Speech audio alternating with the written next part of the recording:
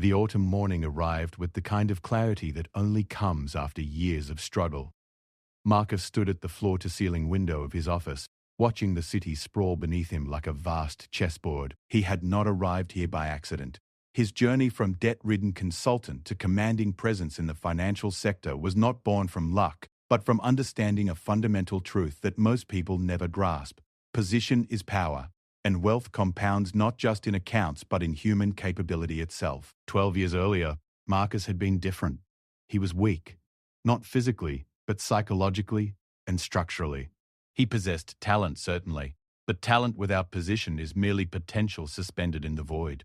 He had watched wealthier colleagues advance while he remained stationary, and the injustice had burned inside him until he understood what his resentment was really teaching him. The system he envied wasn't designed to be fair. It was designed to perpetuate itself, and the only way to enter it wasn't to complain about the rules, but to become the kind of person the system rewarded. This realization became his obsession. He began studying not just finance, but the architecture of advantage itself. He observed how wealthy individuals moved through the world differently, how their every action carried weight, how doors opened before they knocked. But more importantly, he noticed something that changed his trajectory entirely. These individuals had systematically eliminated their vulnerabilities. They had destroyed the weak versions of themselves so thoroughly that their enemies had no purchase point for attack. The coffee sat cold on his desk now, forgotten as memories surfaced. He thought of James, a contemporary from those early years who had possessed every advantage Marcus did not. James came from money, had connections, inherited capital. Yet James had failed spectacularly. He had risen to middle management and stagnated, then gradually lost everything through poor decisions and compromised judgment. When Marcus had last heard of him, James was managing a struggling branch office, divorced, his influence dissipated. The wealth and position James had inherited had not protected him because he had never destroyed his weak self. He remained vulnerable to his own impulses, his indulgences, his need for immediate gratification. The system had rejected him because he could not reject himself. This was the revelation that had crystallized Marcus's understanding. Machiavelli, in his most ruthless pages, had understood this principle but articulated it differently. The prince must appear virtuous while possessing the capacity for ruthlessness. He must eliminate threats before they materialize. He must understand that position is fragile unless it is built upon the absolute elimination of the weak points that enemies exploit. But Machiavelli had written for political princes. The principle applied equally to economic princes, and perhaps even more severely, because the market has no sentiment. Marcus had begun his transformation methodically. He had identified every weakness in himself. His tendency toward complacency when comfortable, his pride that made him resistant to learning from others, his need for approval that compromised his decision-making, his inability to say no to immediate pleasures that would undermine long-term positioning. Then he had waged psychological warfare against these aspects of himself with the same intensity a general brings to destroying an enemy. He had built systems that removed choice from himself. He had hired accountability partners. He had studied his own failures obsessively, not to forgive himself, but to ensure he never made the same mistake twice. The weak Marcus, the one who had existed in those early years, had to die completely. There could be no negotiation with himself, no compromise, no comfort in partial change. The death had to be total. Only then could the strong Marcus emerge, and that stronger version could never be vulnerable to the attacks of others because the most dangerous enemy, himself, had already been vanquished. Part 1. The invisible architecture of compounding advantage. Position, Marcus had discovered through relentless observation and study, operates like a physical law in human society. A boulder positioned at the top of a hill requires only a push to gather momentum that will eventually crush anything in its path. The same boulder at the bottom of a hill requires exponentially more force to move even slightly. Position is not merely circumstantial. It is fundamental to how force manifests in the world. When Marcus had started his consulting firm in the early years, he had possessed knowledge equivalent to his competitors. His insights were equally sharp, his work ethic equally intense. Yet every contract he pursued required a battle. He had to prove himself repeatedly. Each project began from zero. His potential clients scrutinized him carefully, hesitant, requiring extensive reassurance before committing resources. The same work from a consultant with an established reputation came with inherent credibility. Clients assumed competence rather than demanding evidence of it. This asymmetry fascinated him. It wasn't the competence that differed, it was the position. The established consultant occupied psychological real estate in potential clients' minds. He existed in a different category entirely. When he entered a room, he brought with him an invisible weight of previous success, of other companies' trust, of demonstrated capability that preceded him. Marcus, by contrast, carried the burden of proof on his shoulders every single moment. He had studied this phenomenon across industries. In academia, a researcher from a prestigious institution could publish mediocre work and it would be cited extensively. The same work from an unknown researcher would be ignored. In entertainment, an actor with previous success could secure funding for projects purely on their name. Unknown actors could be more talented and still never get the opportunity. In finance, fund managers with positive track records could raise capital in any market condition. New managers with superior strategies struggled to find investors willing to believe in them.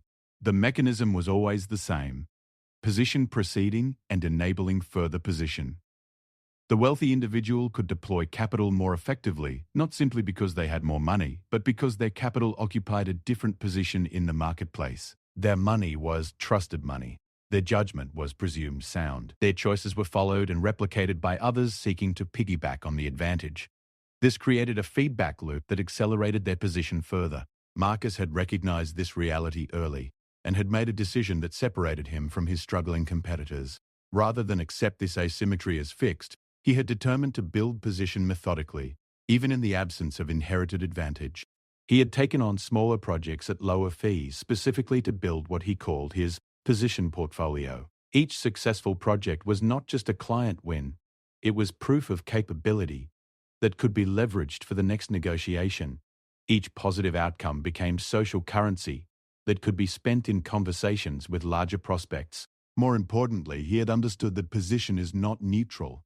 You are either building it or losing it at every moment. There is no stasis in human affairs. The consultant who maintains the same position for 10 years is actually declining relative to those who are advancing, because the market is always shifting, always demanding proof that you remain relevant.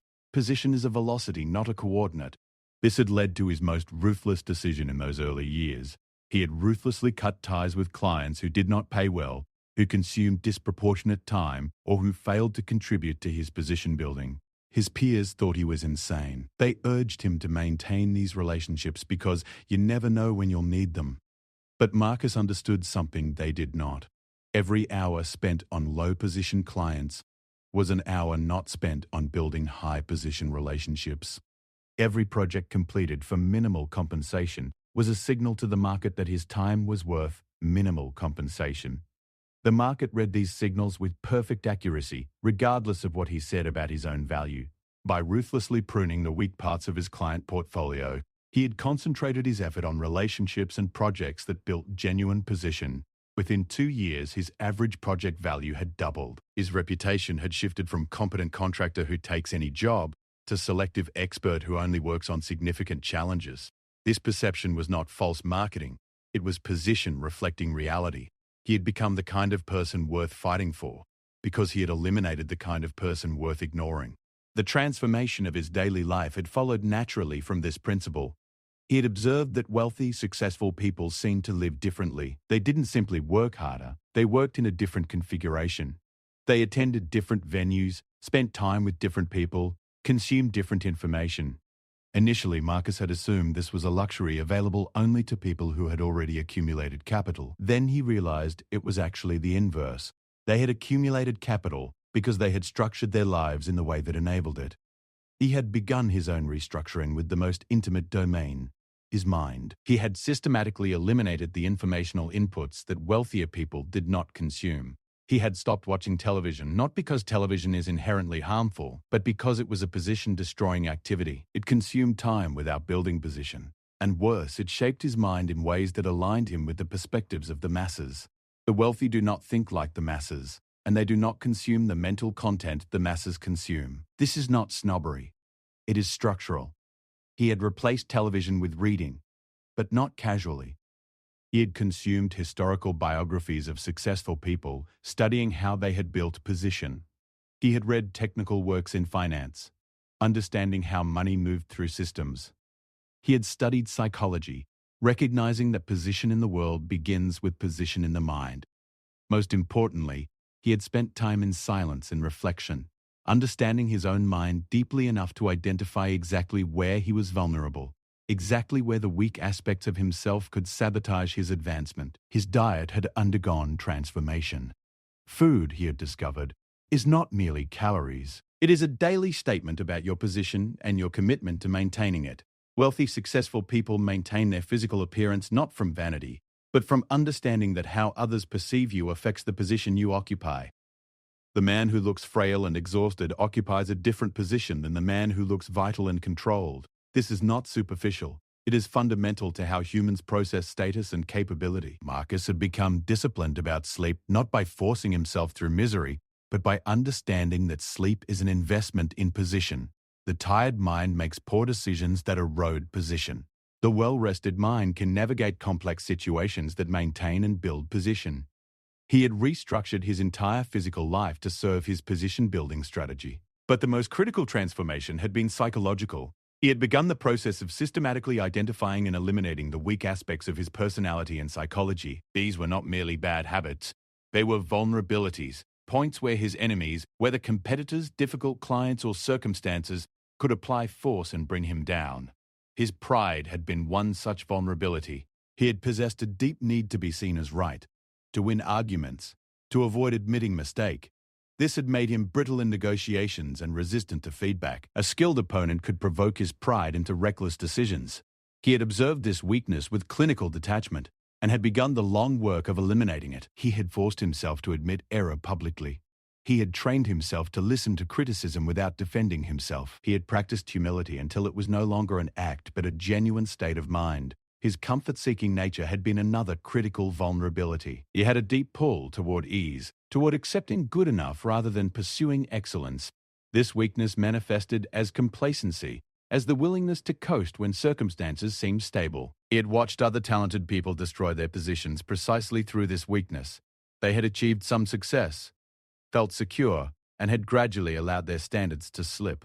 One day they looked around and realized they were irrelevant. To destroy this weakness, Marcus had made himself uncomfortable as a practice. He had created challenges that had no obvious payoff but served to strengthen his capacity to endure discomfort. He had taken cold showers long before it was trendy, not for the physical benefits, but to train his mind to accept the uncomfortable without complaint. He had practiced extended fasting, not for health optimization, but to prove to himself that he could deny himself food when his body demanded it. These practices had seemed strange to observers, but they had served his true purpose. They had trained him to be the kind of person who could not be broken by circumstance because he had trained himself to view difficulty as something to be embraced rather than avoided. His need for approval had been perhaps the most dangerous weakness. He had discovered that this need had made him too willing to please others at the cost of his own position. He had accepted bad deals to avoid disappointing people.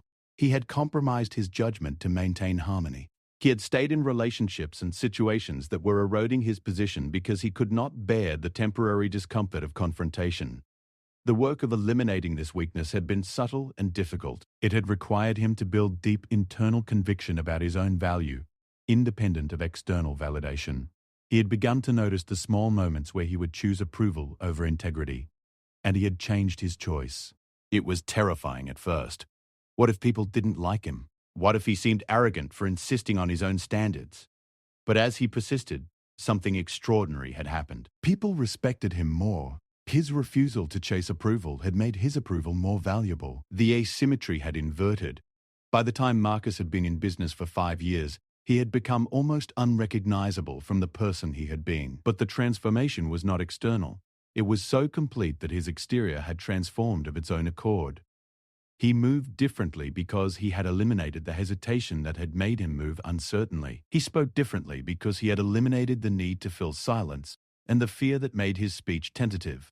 Others perceived him as more intelligent, more capable, more powerful, not because he had become any of these things in some absolute sense, but because the weak aspects of himself that had masked his intelligence, capability, and power had been systematically destroyed. This destruction of his weak self had had a compounding effect on his position building. Because he was less vulnerable to attack, he could take bigger risks. Because he was more decisive, his decisions had time to compound their effects. Because he did not need approval, He could make choices that were profitable rather than merely comfortable. And because he was no longer in negotiation with himself about whether he would maintain his commitments, he could make commitments with absolute certainty, which had made him trustworthy in a way that few people are. Wealth had begun to stack on itself not gradually, but in an accelerating curve. Each position he achieved enabled him to build the next position more quickly. His network had expanded because his presence in it was now valuable. His reputation had spread because people wanted to associate with success and strength. His opportunities had multiplied because investors and clients could sense that he was the kind of person who would not squander resources, but would convert them into further advantage. The most subtle aspect of this compounding was psychological and social. As his position had increased, his entire reference group had shifted. He had gradually moved into spaces where the other successful people operated. He attended different conferences, joined different clubs, spent time in different geographic locations. And in these spaces, the rules were different. The speed at which information moved was different. The quality of advice available was different. The opportunities were not advertised in the spaces the masses occupied. They were whispered in private conversations among people who had already proven their ability to execute. Marcus had witnessed something fascinating in these spaces. Successful people do not waste time competing with the unsuccessful. They rarely even see them. They operate in a completely separate ecosystem, where the scarcity of worthy competition means that advancement is more about execution than dominance. A mediocre idea executed by someone with position gets more capital and more opportunity than a brilliant idea executed by someone without position. This is not fair, but fairness was irrelevant. Understanding this reality had freed Marcus from the illusion that the world was anything other than what it was. He had become ruthless about spending time only on things that built position. Charity work, though noble, did not build position. Mentoring struggling entrepreneurs, though generous, did not build position. Spending time with friends and family who could not facilitate advancement, though emotionally satisfying, did not build position. He had not eliminated these things entirely, but he had reduced them to a level that did not interfere with his primary strategy. Some had called this cold. His ex-wife certainly had. She had wanted him to be less ambitious, less willing to sacrifice, more present in the domestic sphere. She had wanted the old Marcus, the one who would choose an evening at home over a networking event, who would be satisfied with a comfortable income rather than pursuing dominance. When he had refused to revert, the marriage had ended. This had been another destruction of his weak self. The Marcus who still wanted to be a good husband while also being willing to sacrifice everything for his position had been a contradiction. He had resolved it by choosing completely. The marriage had become impossible, and he had let it go. Years later, Marcus understood that his ex-wife had been asking him to make a fundamental error, to try to occupy two positions simultaneously, to be both the sacrificing, ambitious man and the present, attentive husband. It was impossible. The position you occupy is total. You cannot be partially committed to it. She had wanted him to choose her and family, which was legitimate, but she had wanted him to do it while also maintaining the appearance of ambition, which was not. One path or the other, but not both. He had chosen completely, and in that choosing he had destroyed the weak part of himself that wanted both things. The Marcus who wanted to be loved while also climbing was gone. In his place was someone who had accepted that domination requires sacrifice, and sacrifice requires hardness. But in that hardness was a strange kind of peace. He was no longer divided. He was moving in one direction with all his force, and the position he had achieved was the inevitable result. Part 1 concludes, the foundation of unstoppable position. By year 7 in his business, Marcus had become almost invisible in his dominance. He was not the most famous consultant. He was not the most flashy. But everyone who was serious in his field knew his name. His firm had grown to the point where he received 10 inquiries for every project they could accept. His waiting list was years long. Clients competed for his attention. This was not because he was a genius in some absolute sense, but because he had occupied his position so completely that he had become indispensable to a particular ecosystem. The position fed itself. Because he was selective, his work was for the highest value clients. Because he only took clients he could genuinely help, his success rate was nearly perfect. Because his success rate was perfect, his reputation was unassailable. Because his reputation was unassailable, he could charge premium prices. Because he charged premium prices, he could afford to take on only the most interesting work. Because he took on only the most interesting work, his expertise deepened faster than anyone else's. Because his expertise was deeper, his results were better. The cycle spiraled upward. More importantly, because he had destroyed the weak versions of himself, he could not be attacked in the ways that other consultants were attacked. Competitors who tried to undercut his prices found that his clients valued his reputation more than price. Clients who tried to pressure him found that he was willing to walk away from the business rather than compromise his position. Other consultants who tried to claim credit for his work found that the ecosystem understood the truth. Circumstances that would have destroyed someone less prepared, market downturns, client failures, industry shifts, left Marcus unscathed because he had built such resilience into his operations and his psychology that he could weather any storm. His wealth had accumulated, but more significantly, his wealth occupied a different position. It was not the inherited wealth of someone who had never had to build anything. It was not the lottery winnings wealth of someone who had stumbled into fortune. It was the consolidated wealth of someone who had systematically built position and who understood completely how to maintain and expand it. This understanding meant that his wealth would compound at a rate far beyond simple market returns. The architecture was now clear to him. Position enables more position. The person in a strong position can identify and access opportunities invisible to those in weaker positions. The person with position can negotiate from a place of strength. The person with position has the credibility to activate networks and resources. But most importantly, the person who has destroyed his weak self cannot be destroyed by others, because all the vulnerabilities that enemies exploit have been systematically eliminated. He thought of Machiavelli again. The prince who maintains power does not do so through the maintenance of virtue. He does so through the absolute elimination of any vulnerability that would allow him to be deposed. The successful business person, in the same way, maintains position not through luck or superior intelligence, but through the systematic elimination of the weaknesses that would allow them to be displaced.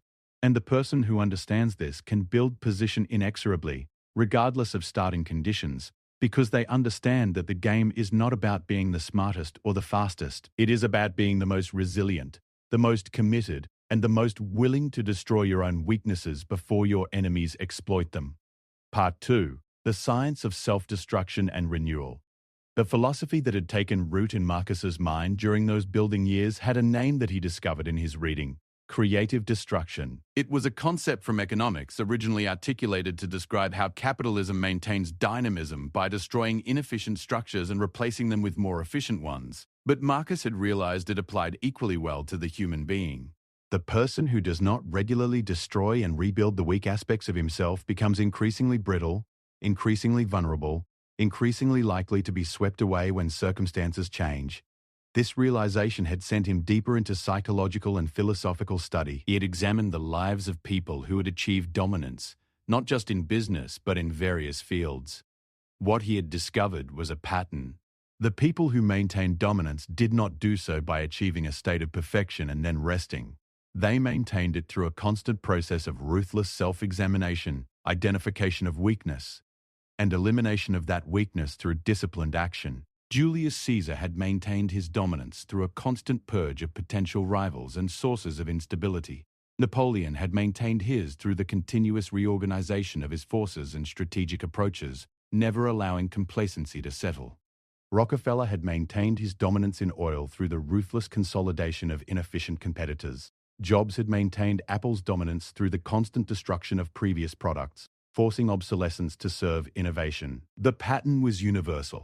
The strong understand that there is no permanent position, only the continuous process of building position, faster than it erodes. Marcus had become obsessed with understanding how this worked at the psychological level. What was the mechanism by which a person could achieve the kind of self-dominance that would translate into external dominance? How did one actually destroy the weak parts of oneself and emerge stronger? The answer, he had discovered, was intimately connected to how the human psyche actually functioned.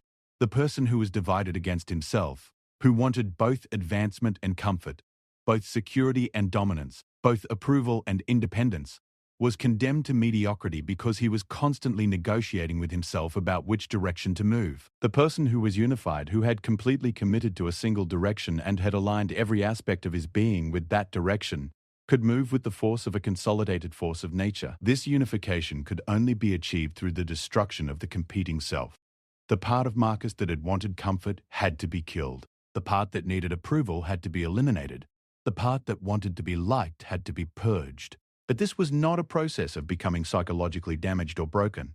It was a process of integration around a unified goal. He had achieved this integration gradually through a series of practices that had become almost ritualistic. Every morning he engaged in what he called a truth session, 30 minutes in which he would examine himself with clinical detachment, noting where he had failed to live according to his own standards the previous day, identifying where weakness had manifested. He did not do this to punish himself. He did this to gather information, the way a general gathers intelligence about the enemy. Then he would engage in a practice of destruction.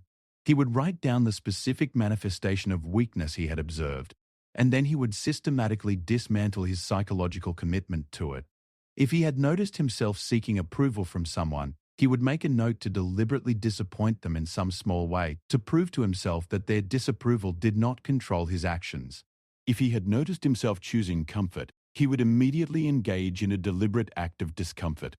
If he had noticed himself negotiating with himself about commitment, he would make a public declaration of the commitment so that walking away would be publicly shameful. This practice would have seemed pathological to a casual observer, but Marcus understood what he was doing. He was training himself the way a warrior trains for battle. Every act of deliberate discomfort, every public commitment that removed his ability to retreat, every deliberate cultivation of ability to endure hardship, these were not acts of self-flagellation. They were acts of self-engineering. He was building a self that could not be broken, that could not be swayed by discomfort or fear, that could not be manipulated through appeals to comfort or approval. More importantly, he had discovered something crucial. Weakness is not destroyed through avoidance, but through direct engagement. The person who avoids discomfort becomes progressively less capable of enduring it. The person who seeks out discomfort and proves to himself repeatedly that he can survive it becomes progressively more robust. The person who is protected from failure becomes fragile. The person who has failed repeatedly and learned to rise becomes invincible. This had led him to deliberately create situations in which he would likely fail. He would pitch to prospects he was almost certain would reject him, specifically to inoculate himself against the fear of rejection. He would take on projects at the edge of his current capability, where failure was possible. He would place himself in social situations where his status was uncertain, where he had to prove himself rather than relying on reputation. These were not pleasant experiences, but they served his deeper purpose. They trained him to function at his highest capacity, regardless of whether circumstances were favorable. Over time, this training had produced a remarkable transformation.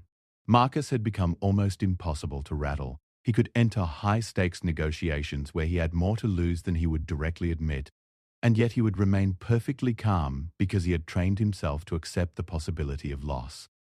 He could face criticism without defensiveness because he had deliberately exposed himself to criticism repeatedly. He could function at peak capacity regardless of stress because he had trained under stress. The destruction and renewal process had extended beyond the psychological into the practical domain. Marcus had rebuilt his entire business multiple times, deliberately making changes that threatened the stability he had built. When his firm had reached a comfortable scale, he had reorganized it fundamentally, taking on new kinds of clients, hiring people who challenged him, entering new markets where he had no competitive advantage. He could have simply coasted on the position he had built. Instead, he had deliberately destabilized that position to force himself and his organization to grow. This was deeply counterintuitive to most business people. They wanted to find a formula that worked and then repeat it endlessly. But Marcus understood something that most people did not. The world changes. The competition evolves. The opportunities shift. The person who remains fixed in his successful past is being left behind by the present. The only way to maintain position is to constantly destroy it and rebuild it in a way that is adapted to new circumstances. He had witnessed what happened when people refused to engage in this process. Old industries populated with companies that had refined their approach to perfection, then found that the entire industry had become obsolete. Old executives who had built successful organizations then found that their organizations could not adapt to new realities because they were too committed to the old way. The weakness was not in their initial strategy. The weakness was in their unwillingness to destroy what they had built and rebuild it for a new reality. Marcus had made a commitment to himself. He would never be that person. He would never become so attached to his own success that he could not dismantle it and rebuild it. He would never be so committed to a particular approach that he could not recognize when that approach needed to be fundamentally reimagined. This commitment to continuous destruction and renewal had become as central to his identity as his commitment to integrity or excellence. The practice had profound psychological consequences.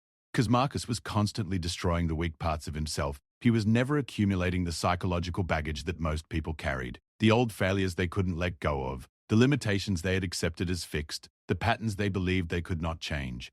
His psychology was always fresh, always oriented toward what could be, not constrained by what had been. There was also something deeply liberating about the practice. The person who has already destroyed himself and rebuilt himself many times loses the fear of destruction that paralyzes most people. If you have deliberately destroyed your comfort and discovered that you could survive it, then the prospect of circumstances destroying your comfort becomes far less terrifying. If you have deliberately exposed yourself to failure and discovered that you could learn from it and move forward, then the prospect of failure in important situations becomes manageable. Marcus had noticed that he thought about risk differently than most people. When others would say, "What if I fail?" his mind would respond, "I have already failed many times. Failure is survivable." When others would say, "What if I lose everything?" his mind would respond, "I have already built everything from nothing. I can build again." This was not overconfidence. It was the grounded understanding that comes from having actually done the things most people only fear. This had made him extraordinarily dangerous in competition. His competitors were afraid of specific outcomes, afraid of losing their position, afraid of the unknown. Marcus was afraid of stagnation, afraid of irrelevance, afraid of becoming comfortable. So while competitors were defending and protecting, Marcus was attacking and advancing. While competitors were trying to preserve what they had built, Marcus was destroying it and rebuilding it better. The asymmetry in psychology had translated into asymmetry in results. The relationship between self-destruction and external power had become more and more clear to him as the years progressed. The only thing that limited a person's ability to achieve external objectives was their internal limitations. The person who needed security could never take the risks that massive returns required. The person who needed approval could never make the decisions that maximum impact required. The person who wanted comfort could never do the work that dominance required. By systematically destroying these needs in himself, Marcus had removed the ceiling on what he could achieve. But more importantly, by destroying his own weaknesses before others could exploit them, he had made himself undefeatable. You cannot defeat a person who has already defeated himself, who has already proven that he can survive in the worst conditions, who has already learned the lessons that failure teaches, who has already faced and overcome the internal enemies that would destroy most people. Part 2 concludes, The Unstoppable Self. By year 10 in his business, Marcus had become something that most people could not quite articulate, but could definitely sense. He was calm but intense. He was kind but ruthless. He was ambitious but not desperate. He seemed to function in a different mode than ordinary people, as if he was operating with information that others didn't have access to. The truth was simpler. He had eliminated so many layers of his own weakness that his decisions were no longer clouded by fear, by insecurity, by the need for comfort or approval. He could see situations clearly and respond optimally. Competitors who went head-to-head with him would find that he had an uncanny ability to identify exactly where they were weak and apply pressure at precisely that point. This was not through malice, it was through clear sight. He could see what others could not because he had already fought these battles with himself and knew every possible weakness a human being could possess. He knew the psychology of compromise, of comfort-seeking, of need for approval because he had personally warred against these things. This knowledge made him formidable, but perhaps most importantly, his willingness to destroy and rebuild himself continuously had freed him from the paralysis that affected most people. They were trying to become something. Marcus was not trying to become anything. He was already destroyed and rebuilt, already remade. There was nothing to lose because he had lost everything and survived it. There was nothing to fear because he had faced and overcome fear. There was no negotiation with himself because all the parts of himself that would negotiate had been purged. This was the promise and the reality of the philosophy he had spent a decade embedding in himself. The man who destroys his weak self cannot be destroyed by others, because all the tools that enemies use, Fear, intimidation, attacks on security, attempts to compromise, find no purchase on a self that has already been hardened through self-imposed trials far worse than anything external circumstances could bring. Part 3. The Architecture of Inevitable Dominance. By the time Marcus had reached his 40s, he occupied a position that could only be described as dominant. His firm was considered one of the premier advisory organizations in his field. He had built wealth that was beyond comfortable into the territory of generational consequence. More importantly, he had built a reputation that preceded him and affected circumstances even when he was not directly involved. But in his solitude late at night, and Marcus had made space for solitude, understanding that clarity emerged in quiet, he reflected that none of this had been inevitable. It had been the result of understanding a specific principle and then executing that principle with perfect consistency. The principle was this: wealth and power compound because they exist in a system that perpetuates itself, and the way to access that system is not through any single heroic act, but through the systematic elimination of the aspects of yourself that would make you incompatible with that system. The man who operates from fear, seeking security, cannot build wealth that compounds. The man who operates from a need for approval cannot make decisions that create dominance. The man who operates from a pull toward comfort cannot do the work that excellence requires. But the man who has destroyed these aspects of himself, who has committed to a unified direction and eliminated all internal contradiction, becomes compatible with the forces of compounding. He becomes the kind of person who can build position that feeds itself. It meant that the circumstances of birth, the starting capital, the initial advantages, were almost irrelevant. They made the path easier or harder, but they did not determine the destination for someone willing to do the work of self-destruction. A person born in poverty who destroys their weakness and aligns themselves with compounding forces could accumulate power faster than a wealthy person who remained divided and compromised in themselves. Conversely, a person born with every advantage who failed to do this work of self-destruction would find that their inherited position eroded because they were not compatible with maintaining it. Marcus had seen this play out repeatedly. The second generation that inherited wealth, the executive who inherited a leadership position, the child who inherited a business. Many of these individuals lost what they had received because they had never been forced to destroy their weaknesses and therefore remained vulnerable. The most ruthless insight was this: if you understand how compounding works, you understand that starting position barely matters. What matters is trajectory. The person beginning at 0 but moving upward will eventually overtake the person beginning at 100. But moving downward. The person eliminating their weaknesses will eventually dominate the person protecting their weaknesses. The person willing to adapt and rebuild will eventually overtake the person trying to preserve. This had become Marcus's greatest competitive advantage. While competitors were fighting over existing territory, trying to outmuscle each other, trying to steal customers, Marcus was moving on a completely different trajectory. He was building systems that would outlast any individual competitor. He was developing expertise that would remain relevant regardless of market shifts. He was creating networks that would compound regardless of circumstances. And underneath all of this, he was maintaining a psychology that could adapt, evolve, and respond to any new reality that emerged. The question that occupied his mind now was different from the questions that had occupied it when he was struggling. He was no longer asking, "How do I get ahead?" The answer to that question was clear. The person who has destroyed his weakness is ahead by definition. The real question was, how do I maintain this? The answer was equally clear.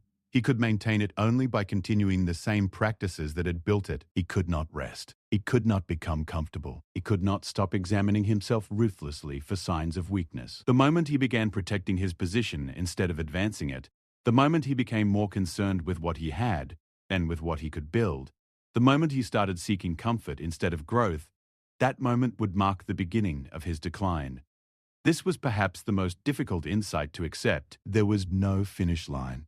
There was no moment where you could rest and enjoy what you had built, knowing that it was secure. Position is fragile precisely because the forces that built it must be continuously renewed.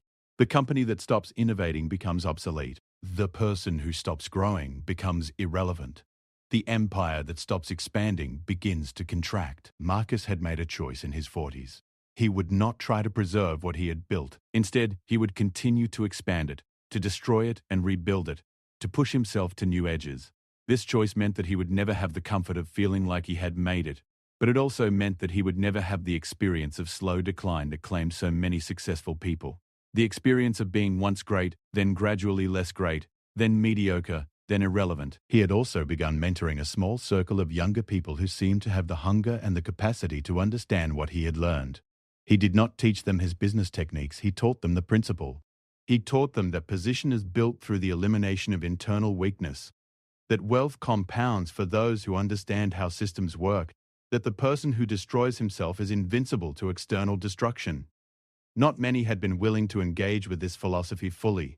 Most wanted the rewards without the sacrifice, wanted the dominance without the destruction of their comfortable selves. When they realized that understanding the principle required actually living it, not just intellectually accepting it but reorganizing their entire lives around it, many had fallen away. But the few who understood, who had gone through their own process of self-destruction and emerged hardened, those few had begun to build their own positions, to compound their own wealth, to move on trajectories that would eventually place them among the dominant. Marcus had realized that this was how systems perpetuated themselves. The system of dominant position was not a closed club that admitted people through heredity or luck. It was a system that admitted people who understood the principle and were willing to live it completely. Every person who did the work, who destroyed their weakness, who aligned themselves with compounding forces, expanded the circle of the dominant. And every person who remained divided and compromised, who protected their comfort and sought approval, confirmed their own exclusion. There was a final insight that had crystallized in his mind as he moved deeper into his journey, something that Machiavelli had understood intuitively, but that Marcus was only now learning through lived experience. The most dominant position was not the position occupied through dominating others. It was the position occupied through the complete elimination of any leverage point others could exploit.